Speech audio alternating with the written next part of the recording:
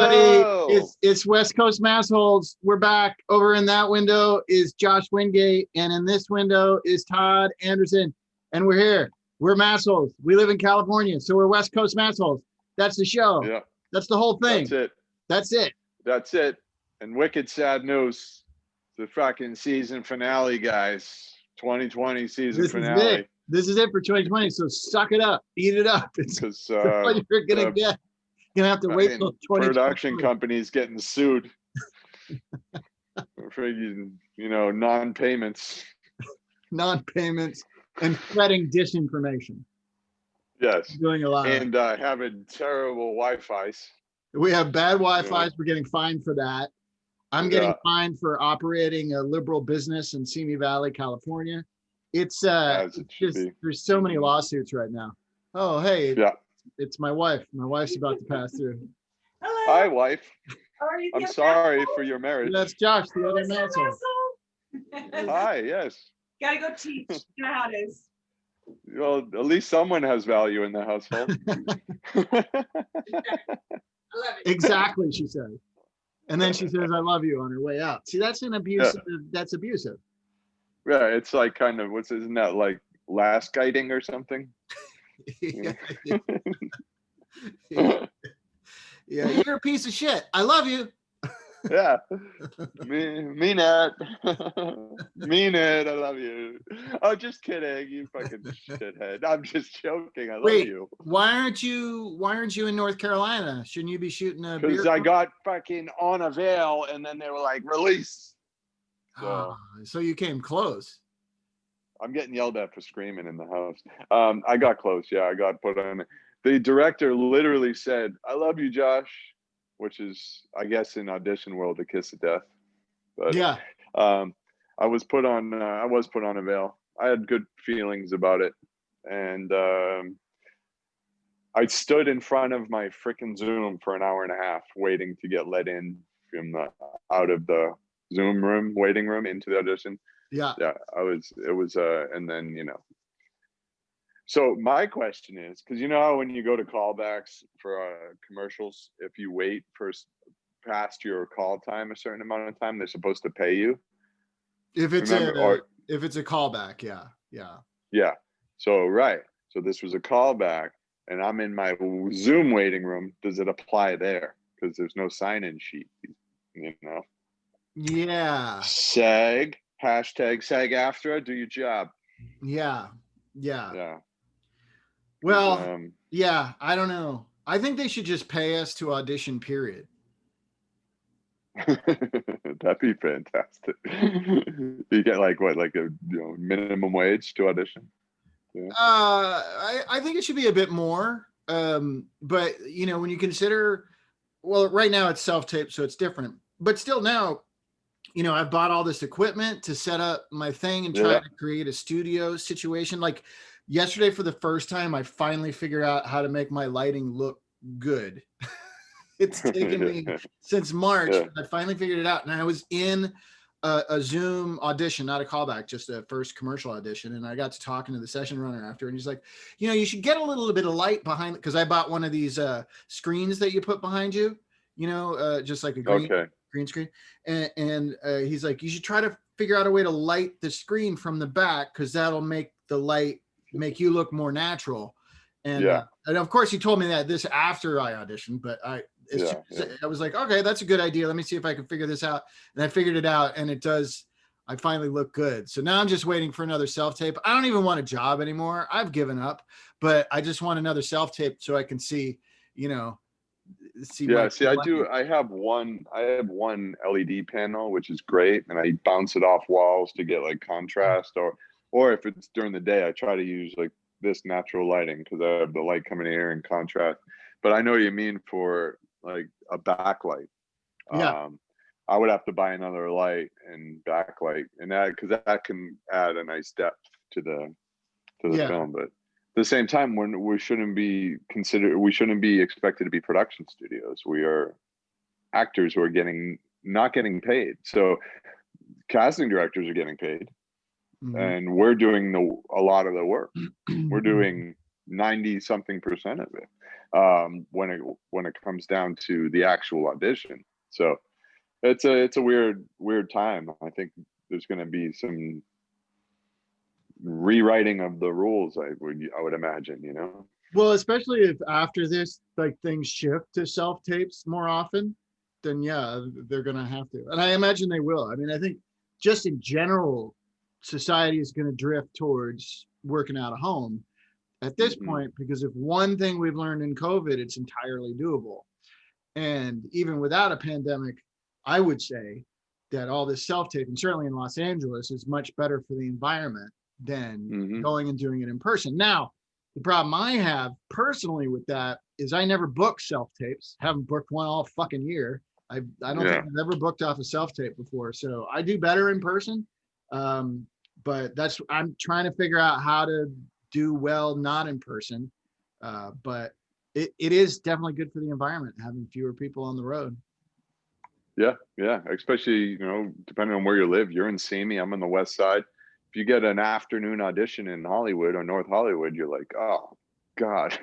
Yeah. That's a 5-hour day right there. You like, you know, just to plan it out. You just there's a particular long-running procedural drama that I've auditioned for at least a dozen times, never booked it, but they always have 4:45, 5 o'clock. I know exactly who you're always talking at about. 6 o'clock. Always at 6 I know who o'clock. it is.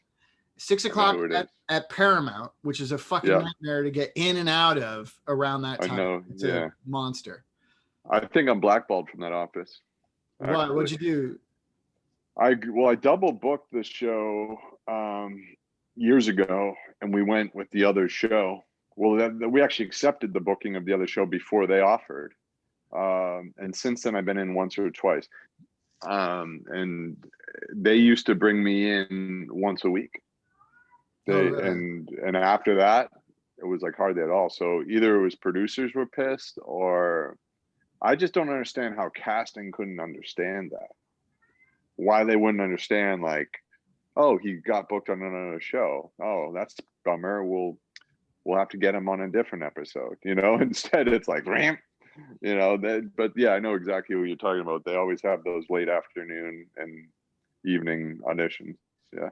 I guess because they like the entire, like all the producers have to be in the room. You know, it's like, that's the other weird thing about that particular show is you go in and it's a jam-packed room. It's like you're testing for a series regular role and you have like 15 lines. It's like, what is going on? How precious about this thing? I know. I've had some really, really interesting callbacks like that, producer sessions, where one was it was for an HBO show, and I don't know why they thought of this setup, but you know, it was me, like 2-3 feet in front of me was one of the producers sitting down at a coffee table, and like you could see his notes, like you just look down like that and you just see their notes. In the fucking middle of my read, I just see this guy go over and just put an X. I'm like, what the fuck, man?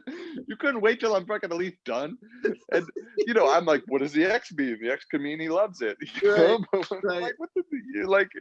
And I'm like, who thought of this setup? Like, you guys, who thought of this? I don't know. I'm right in front of you and you're putting notes. It's like, oh man, you couldn't find a better room. And this was in the studio too. It's like, you couldn't find like a space, or at least like get this guy away. like, not everybody's real good about the audition process, I would say. They don't always think those things through, but maybe they're real busy and they don't have time to worry about your feelings. X.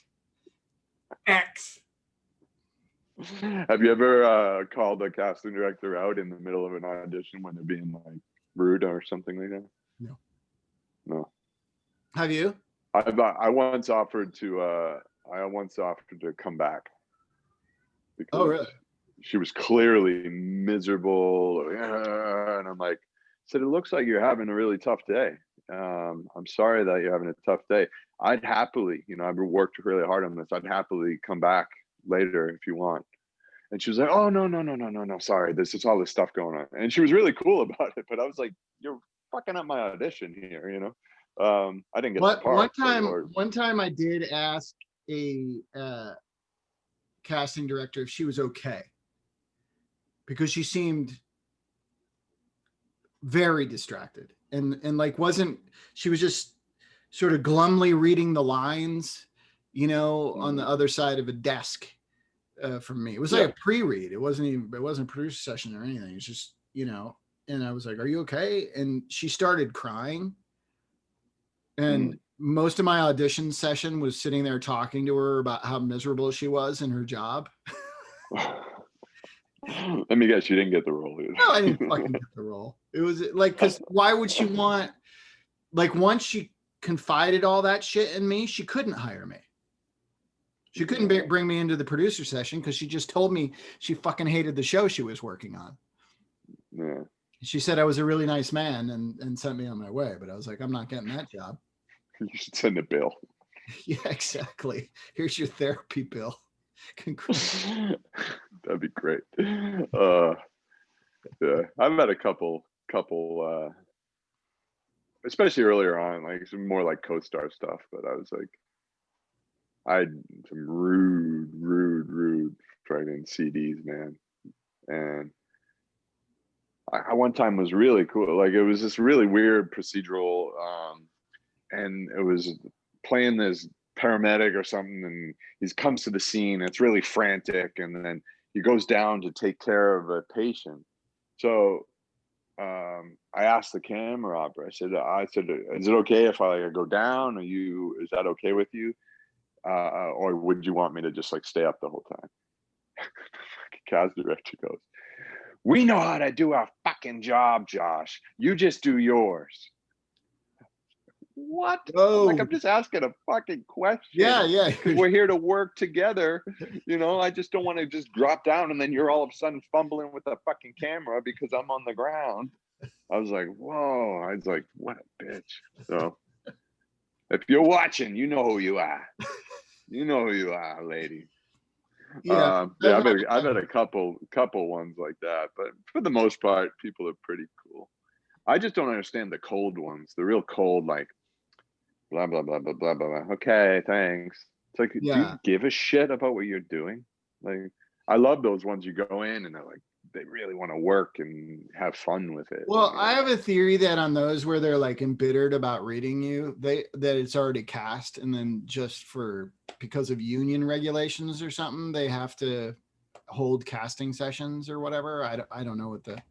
There is one office that doesn't do that. I know for sure, and they're always just pretty cold and give nothing. Maybe it's just, I think it comes from the head, from the top down, and from the top of whoever runs the office, and because every time, and I know for a fact it's not already cast because I've been in there with guys I know and they got it, and they weren't already previously cast. So yeah, some people are just rude. I mean, it's like once you've done it long enough, you know the people that you, and what I've noticed is the longer I go, the more I get called in by the people I like anyway, that are fun to work with in the room, because obviously they like working with me, and if people are miserable, I don't know why they would call me in anyway. So yeah, some people are just dicks. That's all there is to it. All there is to it. What's weird though, when you have the casting is basically the front line between the crazy actors and the people who are making whatever is being made. And it's very confusing when the casting directors are super cool and then you get on set and the person they're casting for is a fucking monster. So like that can throw you for a loop. And vice versa. Like you have a horrible casting experience, but you get the job anyway, and you meet the director or whoever, and they're really cool. And you're like, why do you work with somebody who like hates this? Yeah, it does. There's really we're trying to make sense of an industry that has 0 sense. Yeah, it's true. You know, just like trying to make sense of our national politic. It doesn't make sense. Or trying to make sense of how our country has handled the COVID pandemic. It doesn't make any sense. This morning, Dianne Feinstein walked into Congress with no mask on. Like everybody around her's got masks and she's being asked questions. She's got no mask. And I'm like, what the fuck is going on? Like, why, why, why can't, I mean, Democrats at least should be exemplifying good pandemic behaviors, but they don't. They're it's just, it doesn't make any sense to me. It's fucking confusing. Mm-hmm. I get you. I mean, I get being sick of it. I get all that shit, but yeah, when you're in certain positions, yeah, you're in a leadership position, and especially on that side of it, you know, I hear him. I hear Georgie. I hear you, Georgie, babe. Yeah, it's absurd. Yeah. But you know, so is this show. Well, yeah. I mean, we're absurd. We're absurd people. I have too much light on my face because right now there's just too much sun, and I was busy and I didn't have time to set up my lights, so it looks all weird. So I'm sorry. That's the season finale. My weird light on my face. I just happen to look gloriously handsome. Well, you have a really well lit spot that you have right there. It's good. It's all natural, baby. Yeah. All natural. Nice. I'm not wearing any pants either. But this is all natural too. It's just too bright. Yeah. That's just that skin. You got that ginger skin. That's just translucent skin. It's a fucking nightmare. I'm too white. Yeah, too white. You're too white, but you have the heart of like a not too white person. So it's very conflicting. Yeah, so you're in constant civil war. Yeah. And you chose to move to Simi Valley. So yeah, it's weird, but it's like I'm like a plant, and I'm spying on the Simi Valley residents, and I'm reporting that back to Antifa. Oh, well, good. Good. You know that they got drone flies, and they had one on Pence's head. It's amazing. Antifa people are really high tech. Very, very high tech. I'm proud to be a part of them. Their organization. So should we end 2020 the way we end every West Coast Massholes? Everyone. Let me.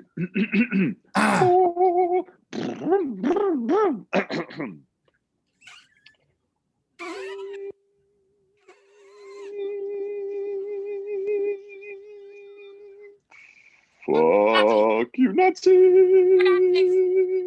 Fucking Nazis! Fuck you! Fuck you!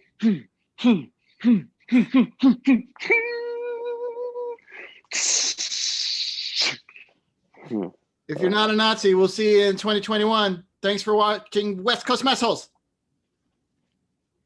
Love you. You mean it. Bye.